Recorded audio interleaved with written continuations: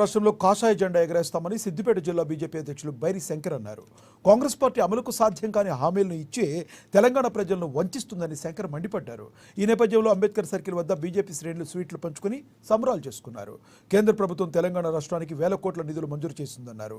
రామగుండం ఎరువుల factory, Warangal airport, జాతీయ రహదారులు ఇలా అనేక అభివృద్ధి పథకాలను తెలంగాణలో ప్రవేశపెట్టిందని తెలిపారు.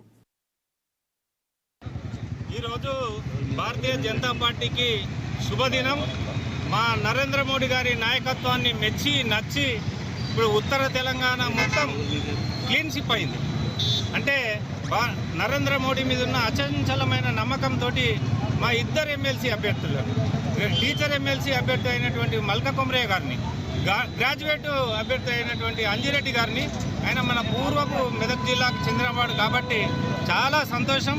వీళ్ళందరినీ గెలిపించిన ఉపాధ్యాయులకు కానీ గ్రాడ్యుయేట్లకు కానీ మా భారతీయ జనతా పార్టీ పక్షాన హృదయపూర్వక ధన్యవాదాలు తెలియజేస్తూ ఉన్నాను.